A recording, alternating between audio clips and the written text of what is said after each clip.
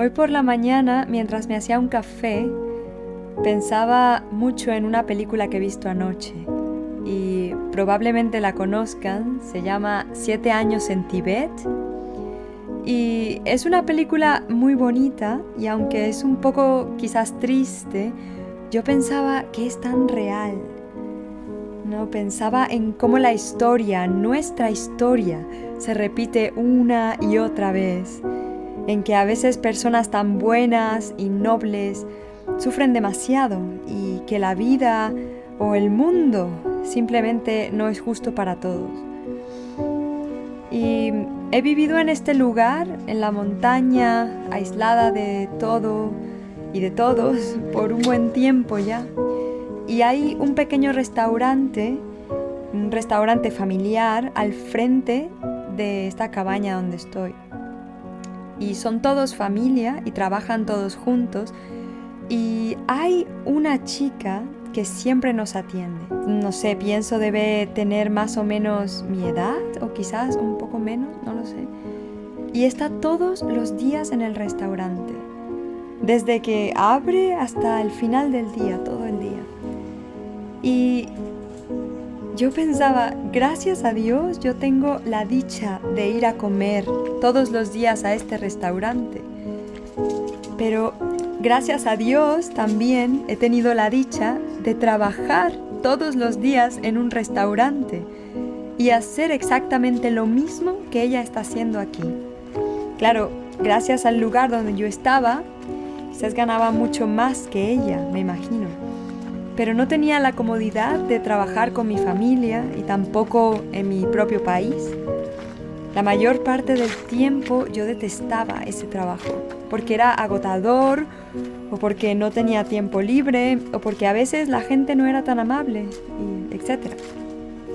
La cosa es que hoy lo veo como una de las etapas de mi vida donde he tenido uno de los mayores aprendizajes. Y es que era una práctica constante de tolerancia, de paciencia, de concentración, de empatía, de responsabilidad y hasta de resistencia física. Además de eso, experimenté la maravillosa sensación que es la recompensa, ¿no? Después del trabajo duro, al final de mes tenía dinero suficiente para pagar mi propio lugar donde vivir y la comida que yo quisiera comer, y si pensaba un poquito más allá, hasta podía ahorrar. Y yo me vi tan igual a ella, que lo único que nos diferenciaba era nuestras culturas, nuestro entorno. Quizás en otros lugares las camareras llevan maquillaje y uniformes lindos, y aquí llevaban zapatos viejos.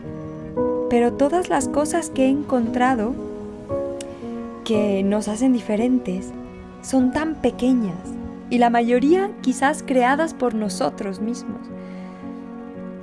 La real diferencia yo creo que está en la dicha, la suerte o maldición, como lo veas, de dónde naces, dónde llegas al mundo. Pero aún así, tenemos las mismas necesidades, los mismos miedos, sentimos amor por nuestra gente, todos nos enamoramos alguna vez, todos reímos y lloramos, nos caemos, nos gusta expresar nuestras emociones y sentimientos, todos sentimos, respiramos y creemos en algo para sobrevivir.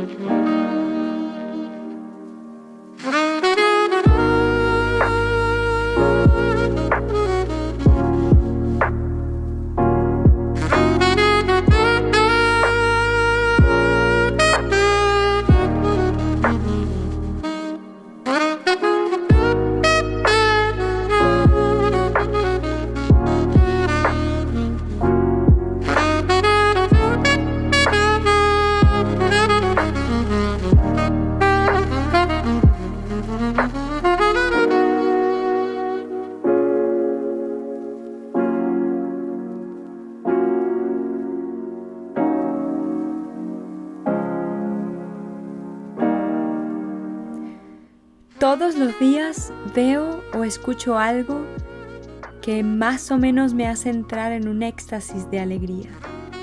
Y para eso nací, para mirar, para escuchar, para perderme en este mundo delicado y sutil, para enseñarme una y otra vez la alegría y la alabanza.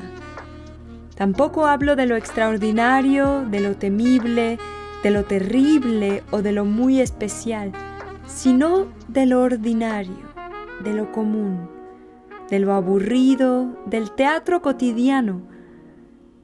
Si soy un buen estudiante, me digo, ¿cómo podrías llegar a ser otra cosa que sabio con tales enseñanzas? La luz inextinguible del mundo, el resplandor del océano, las oraciones hechas de hierba.